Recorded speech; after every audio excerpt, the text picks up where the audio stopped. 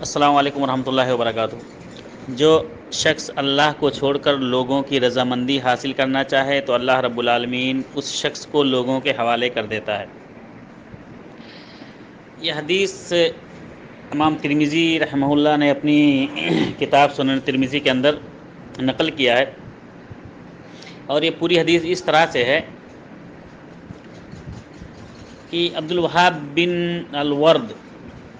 حدیث کے راوی ہیں، کہتے ہیں کہ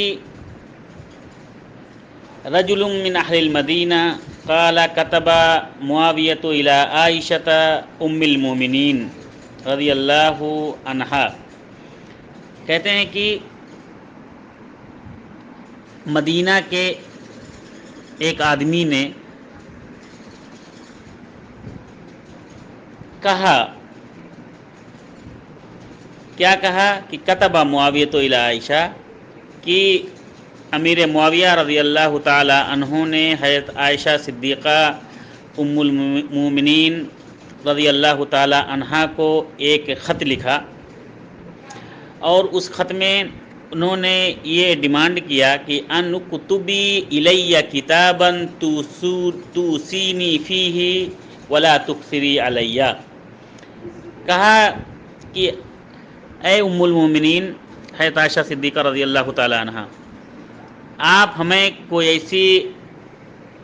وصیت لکھیے، لکھ کر بھیجیے جو کہ میرے لیے فائدہ مند ہو۔ فکتبت عائشہ رضی اللہ عنہا الی معاویہ، تو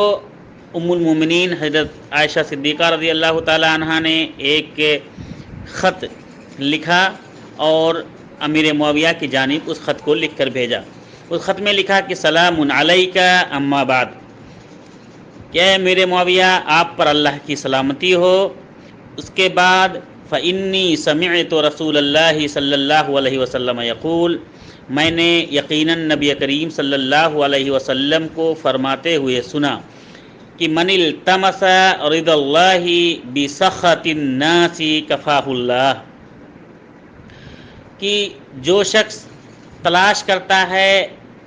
اللہ کی رضا کو لوگوں کی رضا کے خلاف، یعنی جو شخص لوگوں کی رضامندی کے خلاف اللہ کی رضا کو چاہتا ہے اور اس کی پرواہ نہیں کرتا کہ اس میں اللہ کی خوشنودی ہے، اللہ کی رضامندی شامل ہے، اس کے بعد لوگ ناراض ہو جا رہے ہیں یا لوگ برا مان رہے ہیں، اس کی وہ پرواہ نہیں کرتا ہے، تو ایسے شخص کے ساتھ کفاہ اللہ معونۃ الناس، تو ایسے شخص پر اللہ رب العالمین کافی ہو جاتا ہے، ایسے شخص کی اللہ رب العالمین مدد فرماتا ہے۔ ومن التمس رضا الناس بسخط اللہ، اور جو شخص اللہ کو ناراض کر کے لوگوں کی رضامندی،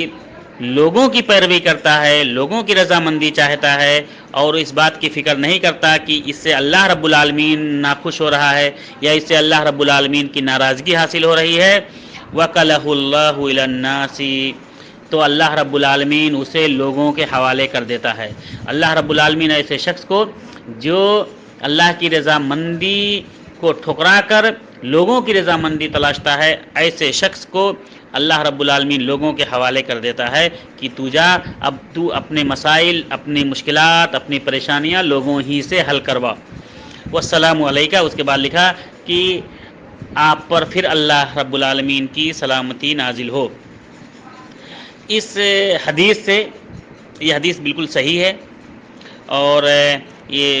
کئی اور حدیثیں اس کی سپورٹ میں ہیں، یہ حدیث کی سند بھی صحیح ہے، اور علامہ البانی رحمہ اللہ وغیرہ اس کو کتاب الصحیحہ، کتاب الحدیث الصحیحہ جو ان کی کتاب ہے